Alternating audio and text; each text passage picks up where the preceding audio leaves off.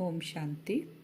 14/7/26 की मुरली है। बाबा कहते मीठे बच्चे, याद की यात्रा में कभी थकना नहीं है। देह अभिमान के तूफान थकाते हैं और देही अभिमानी बनो तो थक दूर हो जाती है। थकते हम कब है? जब हम जिस्मानी यात्राएं करते हैं तो हम थक जाते हैं। तो बाबा कहते तुम्हें यहाँ कौन सी करनी है? देही अभिमानी बनने की। तो इससे हम थक हमारी जो है वो दूर हो जाएगी। प्रश्न है, कौन सा संस्कार 21 जन्मों की श्रेष्ठ तकदीर को बिगाड़ने वाला है? अगर हम किसी में रूठने का संस्कार है, बाबा कहते हैं पढ़ाई से वे हम रूठ जाते हैं तो 21 जन्मों की तकदीर हमारी बिगड़ जाती है। क्योंकि पढ़ाई बाबा पढ़ा रहे हैं, 21 जन्मों की अभी पढ़ा रहे हैं बाबा। प्रारब्ध के रूप में हम वो जमा कर कर लेके जाएंगे। तो बाबा कहते हैं तो वहाँ पर तुम्हारा क्या होगा? रूठ जाएंगे तो आएंगे नहीं। बाबा से पढ़ाई नहीं पढ़ेंगे तो तकदीर को लकीर लग गई, बिगड़ गई हमारी तकदीर। फिर बाबा कहते हैं मीठे बच्चे, देह अभिमान के वश कभी भी ये उल्टा नशा नहीं चढ़ना चाहिए कि मैंने इतनों को समझाया, इतनी मदद की। बाबा कहते ये अहंकार नशा भी क्या होता है? देह का आने से भी हमारी तकदीर बिगड़ जाती है। अहंकार आ जाता है मैं देह का, तो देही बनने के लिए आए और देह का अभिमान आ जाता है, तो उस पर अलर्ट रहना हमको। और बाबा कितनी बड़ी अथॉरिटी, फिर भी बाबा कितना निरअहंकारी है। इसलिए हमें भी क्या करना है? फॉलो फादर करना है। गीत है, रात के राही थक मत जाना, सुबह की मंजिल दूर नहीं है। ओम शांति। मीठे मीठे सिके लदे बच्चों ने गीत सुना और जो योग युक्त सर्विसेबल बच्चे हैं वह इसका अर्थ झट समझ लेते हैं। हम रात के राही अर्थात ब्राह्मणों की अब रात पूरी हुई। बाबा कहते तुम्हारी रात अभी पूरी हुई, अब दिन आने वाला है तुम्हारे लिए। आया कि आया? बाबा कहते ना आज और कल की बात है। भक्ति मार्ग को बाबा रात कहते हैं। आधा कल पूरा हो गया, 2500 साल। अब दिन की आएगी, सोजरा आने वाला है। बाबा कहते हैं हद का दिन रात की बात हो रही है यहाँ, जो रोज दिन रात होता है उसकी बात नहीं हो रही है। बाबा कहते हैं प्रभात होने का पहला पूर्व है, ये सवेरे हो रहा है। बच्चे जानते हैं। अब बाप कहते हैं मीठे मीठे बच्चे, याद की यात्रा में थक नहीं जाना। जिस्मानी यात्रा करते तुम मंजिल पे पहुंचते पहुंचते एकदम थक जाते थे। जिस्मानी यात्राएं जो हम कर रहे थे, तीर्थ करते थे, कितना चलते थे, कितने कितने दिनों तक घर से निकल कर बाहर जाते थे हम लोग, तो थक जाते थे। तो बाबा कहते हैं अब तुमको क्या है? थकना नहीं है। और वहाँ जो तीर्थ यात्रा करते हैं, लंबा लंबा जो चलते हैं, जाते हैं, पैदल यात्रा करते हैं, उसमें बाबा कहते हैं जगह जगह पड़ाव होता है। बीच बीच में वो थोड़ा रेस्ट लेकर रुक कर फिर जाते हैं ना। तो इसको कहा जाता है सहज याद व योग। ये हमारा क्या है? याद और योग है। इसमें ऐसा कुछ नहीं है कि हम थक जाते हैं हमको रुकना पड़ेगा। तो थकने का मतलब ही है देह अभिमान बनना। अगर हम याद की यात्रा में बार बार रुकेंगे तो बाबा कहते हैं तुम किस में चले जाएंगे? अभिमान में चले जाएंगे देह के। हाँ, इसमें कोई शक नहीं, माया के विघ्न पड़ेंगे। रुकते ही क्या होगा? माया आ जाएगी ना। परंतु इसमें थक नहीं जाना है। थक जाने से देह अभिमान आ जाता है। बाप कहते हैं बच्चे शरीर निर्वाह के लिए काम तो करना है, उसके लिए छुट्टी है। याद की यात्रा में हम अगर थक कर, जैसे बाबा कहते हैं ना मन बुद्धि की यात्रा है तुम्हारा, तो इसमें से थकान मिटती है, थकते नहीं हम। और अगर थक रहे हैं इसका मतलब बीच में कहीं रुक रहे हैं और माया चांस ले रही है वहाँ पर, तो वो हमको अपना अटेंशन देना है। बाबा कहते हैं 8 घंटा शरीर निर्वाह अर्थ काम करो, 8 घंटा तुम आराम करो और 8 घंटा बाबा की याद में रहो। अभी तो पूरा 8 घंटा कोई देते नहीं, अंत में 8 घंटा तक रहेंगे बाबा कहते याद में। चार्ट को बढ़ाते रहो। यहाँ जब आकर बैठते हो तो याद दिलाई जाती है जिसको तुम निष्ठा कहते हो। यहाँ आकर बैठते तो मैं क्या कहा जाता है? बाबा की याद में बैठो, बाबा की याद में बैठो। तो बाबा की याद में आकर बैठते इसका मतलब यह नहीं कि सिर्फ यहाँ आकर याद में बैठना है। ऐसे बहुत समझते हैं 5-10 मिनट योग करके उठे, परंतु बाप तो कहते धंधा दौरी करते, कहाँ आते जाते हो, तो भी तुम योग में रहो। याद करना माने एक जगह निष्ठा में। बाबा कहते तुमको 8 घंटा नहीं बैठना है।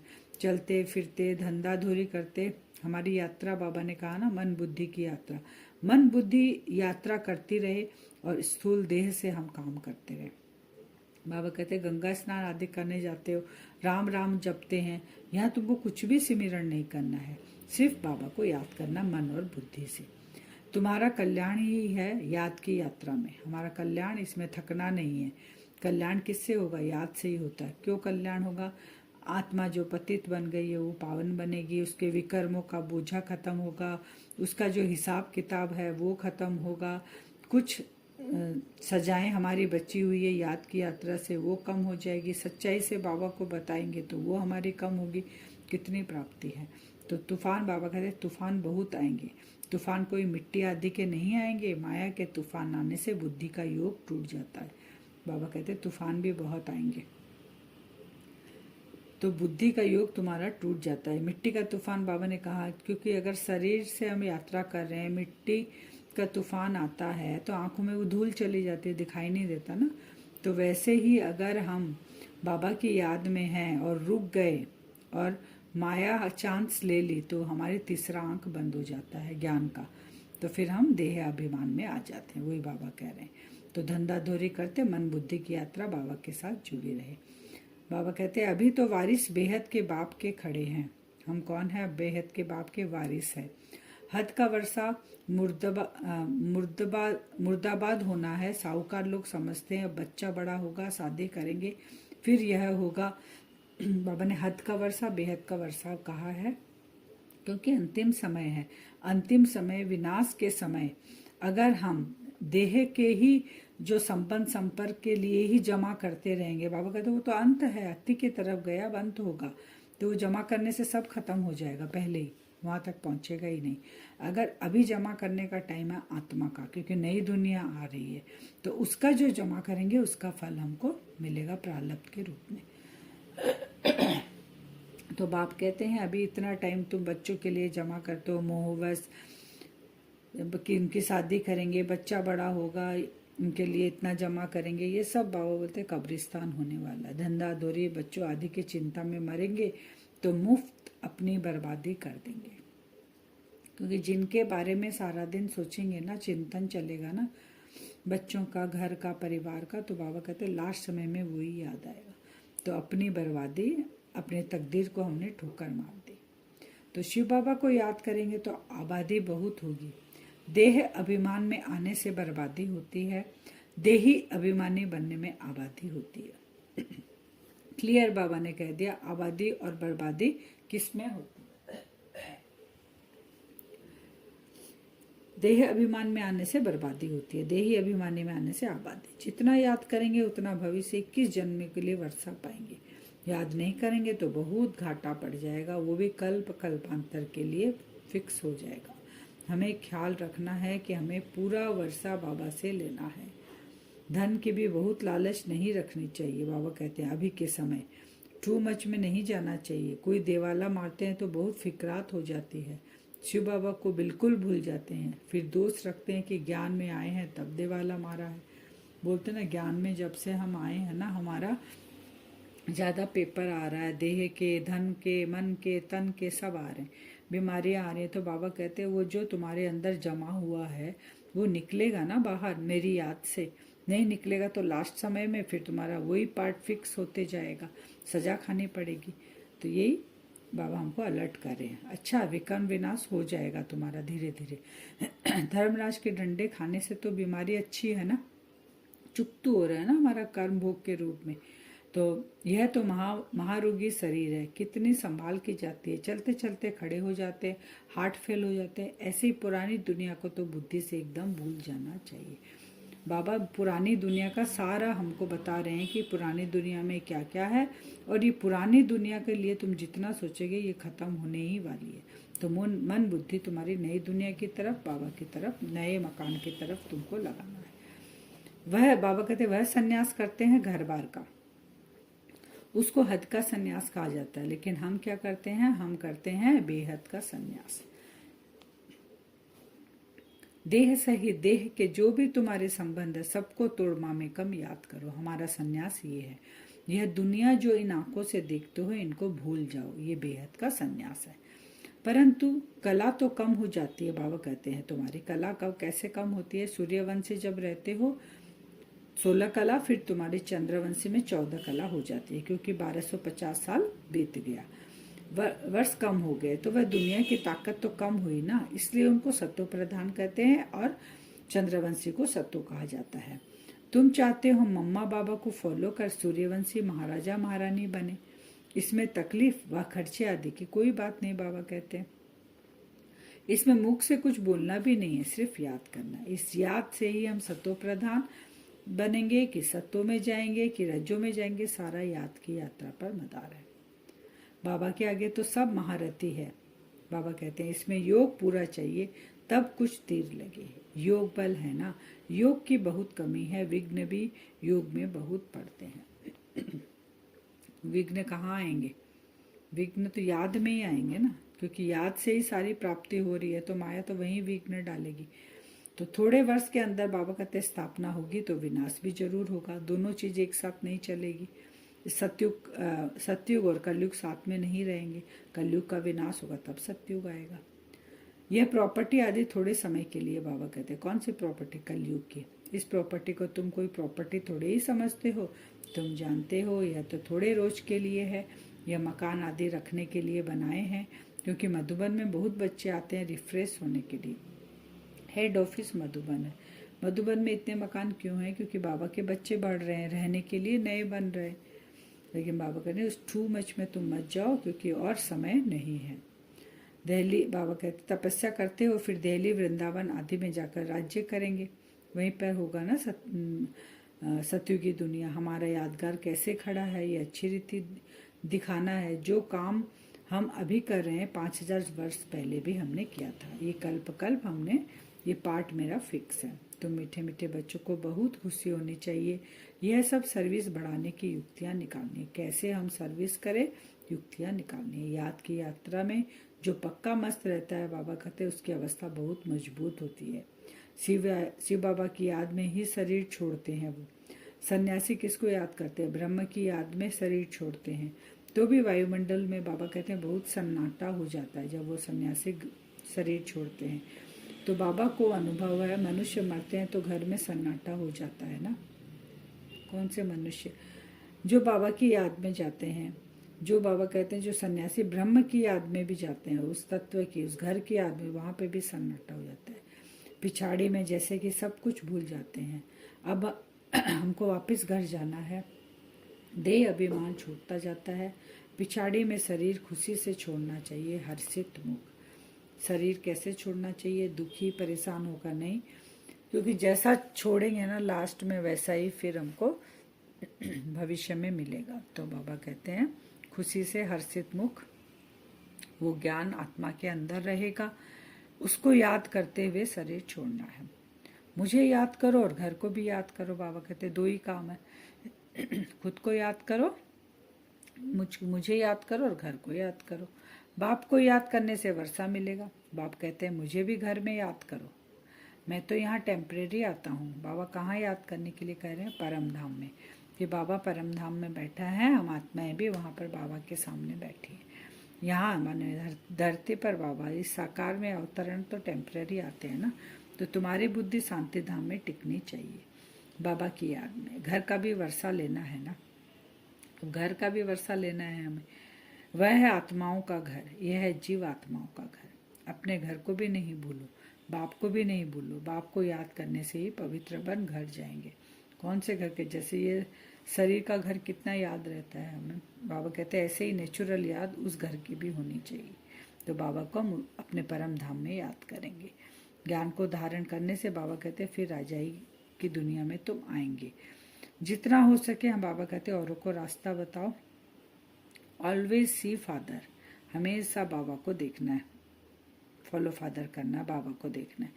तुम जानते हो बाप ने क्या किया? सब कुछ माताओं को दे दिया, विल कर दिया, डायरेक्शन दे दिया, सर्विस में लगाया सब कुछ। एक को देख दूसरे ने भी फॉलो किया, सब कुछ स्वाहा किया। वैसे ही माताएं आते गए, परंतु फिर जब टिक भी सके ना, आ तो गए लेकिन ड्रामा अनुसार टिकना भी है। बाबा ने कहा पाकिस्तान हिंदुस्तान हुआ, पहले पाकिस्तान में थे, फिर सब हिंदुस्तान में आए। कैसे आए? नदी को क्रॉस कर कर आए। तो बाबा कहते शास्त्रों में तो क्या क्या बातें लिखती है, प्रैक्टिकल में तो अब तुम सुनते हो ना। फिर कल्प बाद तुम ही सुनेंगे। अब आप कहते हैं हियर नो इविल, धंधा आदि भल करो परंतु hear no evil see no evil, कुछ भी हमें देखना नहीं है। जो आत्मा के ज्ञान से, आत्मा के नॉलेज से, आत्मा के भान से परे चीजें, उसको ना देखना है, ना सुनना है, ना सोचना है। बाप कहते हैं हर बात में श्री मत लो, हर एक बात में हमें श्री मत लेना। बाबा इस हालत में हम क्या करें, तो बाबा सब बता देंगे। उस समय तो साकार में तो बाबा थे, तो सम्मुख जाकर चिट्ठी के द्वारा सब लिखते थे। बाप दादा अव्यक्त रूप में हमारे साथ में, जो हम बच्चे बाद में आए हैं, तो अव्यक्त रूप में सूक्ष्म वतन में जाकर बाबा के सामने बैठकर या बाबा का आह्वान कर कर अपने घर में बैठकर बाबा से पूछो रू ध्यान करके कि बाबा ऐसा ऐसी बात है, तो हम क्या करें, तुम डरते क्यों हो। कदम कदम पर पूछना है, क्योंकि रिश्ता है ना बाबा के साथ। लौकिक माता पिता को पूछने में डर लगता है क्या, नहीं लगता, तो इससे क्यों डर लगे हमें। श्रीमत पर चलने से कदम कदम में पदम है। तुम्हारा सेकंड बाई सेकंड जो पास होता है उसमें पदम है। तो कितनी कमाई हो रही है हमारी, ये नशा चढ़ा हुआ रहना चाहिए। आज का वरदान है, मालिकपन की स्मृति द्वारा हाईएस्ट अथॉरिटी का अनुभव करने वाले कंबाइंड स्वरूपधारी भव। मालिकपन की स्मृति द्वारा हाईएस्ट अथॉरिटी का अनुभव करने वाले कंबाइंड स्वरूपधारी भव। मालिकपन की स्मृति ये है हाईएस्ट अथॉरिटी, और कंबाइंड कौन है, शिव बाबा मेरे साथ है। इस रूप का भी हमें स्वरूप बनना है। पहले अपने शरीर और आत्मा के कंबाइंड रूप को स्मृति में रखो। दो चीज हो गई, एक शरीर और आत्मा। शरीर है रचना, आत्मा है रचता। इससे मालिकपन स्वतः स्मृति में रहेगा। मालिकपन की स्मृति से स्वयं को हाईएस्ट अथॉरिटी अनुभव करेंगे। शरीर को चलाने वाले होंगे। आत्मा कौन है, मालिक है, आत्मा रचता है। दूसरा, बाप और बच्चा यानी शिव शक्ति के कंबाइंड स्वरूप की स्मृति से माया के विघ्नों को अथॉरिटी से पार कर लेंगे। यहाँ बाप कौन हो गए, रचता। बाप हो गए मालिक हम बच्चों के। तो जब मालिक हम बच्चों को चलाएगा तो वहाँ तो कोई भी विघ्न आ ही नहीं सकता। स्लोगन है, विस्तार को सेकंड में समाकर ज्ञान के सार का अनुभव करो और कराओ। विस्तार को लाना है सार में। सार में लेके आएंगे तो बाबा कहते हैं खुद भी अनुभव करेंगे, औरों को भी कराएंगे। अव्यक्त सारे ज्वाला स्वरूप स्थिति में रहे शक्तिशाली याद का अनुभव करो। पाप कटेश्वर व पाप हरनी तब बन सकते हो जब याद ज्वाला स्वरूप होगी। इसी याद द्वारा अनेक आत्माओं की निर्बलता दूर होगी। इसके लिए हर सेकेंड हर श्वास बाप और आप कंबाइंड होकर रहो। कोई भी समय साधारण याद न हो, स्नेह और शक्ति दोनों रूप कंबाइंड हो। स्नेह के साथ शक्ति रूप हो, तभी हम पाप कटेश्वर पाप हरनी बन सकते हैं। हर सेकेंड हर श्वास बाप के साथ कंबाइंड होना है, तभी हमारा वह ज्वाला स्वरूप स्थिति हो सकती है। स्नेह और शक्ति दोनों कंबाइंड। वरदान से योग करेंगे हम।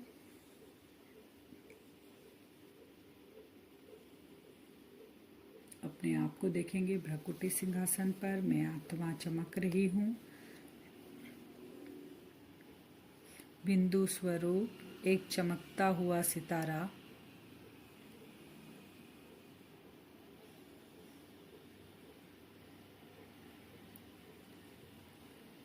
मुझ आत्मा का ये जो ब्राह्मण शरीर है, मन और बुद्धि से इस बॉडी को देखेंगे नीचे से ऊपर तक। भ्रकुटी सिंहासन पर आत्मा बैठी है। मन और बुद्धि से अपने पूरे बॉडी को देखेंगे। ब्राह्मण शरीर में आत्मा बैठी हुई है। संगम युगी मुझ आत्मा का ये लास्ट कॉस्ट्यूम है। ये ब्राह्मण शरीर आत्मा ने इस शरीर के साथ कंबाइंड है। ये मुझ आत्मा की रचना है। मैं आत्मा रचता हूँ। मालिकपन, इस शरीर पर आत्मा का पूरा अधिकार है।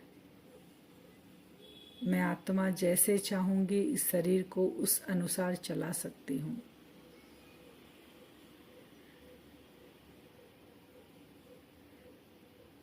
आत्मा और शरीर कंबाइंड। संगम युगी ब्राह्मण शरीर में आत्मा विराजमान है भ्रकुटी सिंहासन पर।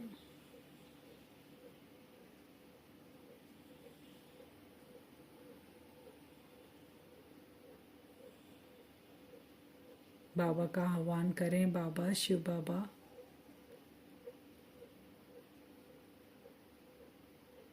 आप मुझ आत्मा के पिता परम धाम से नीचे उतरकर अपने इस बच्चे के साथ कंबाइंड हो जाइए। देखें, बाबा नीचे उतर रहे हैं। वो महाज्योति, प्रकाश का पुंज, महाज्योति को उतरते हुए मन और बुद्धि से देखेंगे। बाप दादा, देखें भ्रकुटी में जहाँ आत्मा और शरीर कंबाइंड है, आत्मा के पास आकर बाबा बैठ गए। शिव बाबा,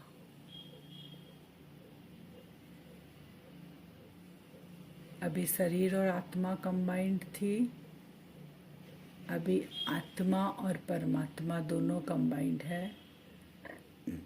शिव शक्ति स्वरूप में मैं आत्मा अपनी भ्रकुटी में विराजमान हूँ।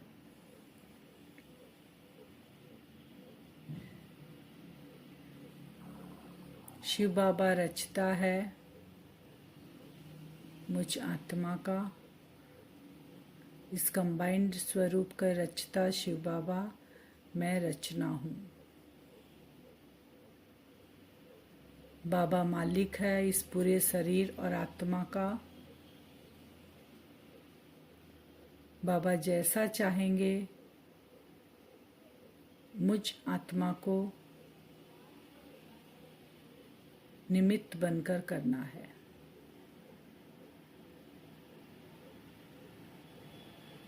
बाबा मालिक है मुझ आत्मा के, तो माया तो दूर से ही भाग जाती है ऐसा कंबाइंड स्वरूप देखकर। मैं आत्मा मालिक अपने शरीर की और बाबा मालिक मुझ आत्मा के। मैं शिव शक्ति कंबाइंड स्वरूप में स्थित हूँ।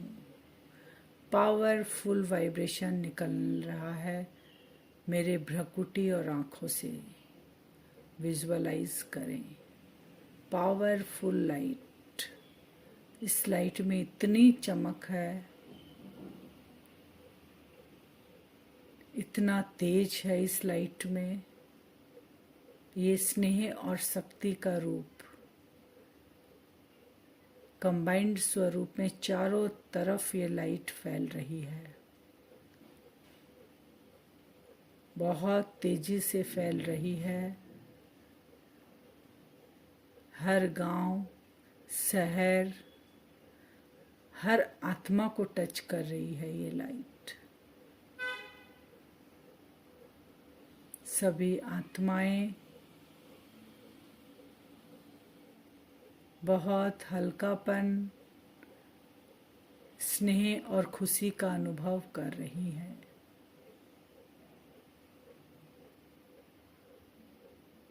ऐसा कंबाइंड स्वरूप आज हम बार बार अपना इमर्ज करेंगे। आत्मा मालिक, फिर बाबा के साथ कंबाइंड होंगे। बाबा मुझ आत्मा के मालिक। वो शिव शक्ति स्वरूप का वाइब्रेशन चारों ओर फैलाएंगे बार बार। ओम शांति।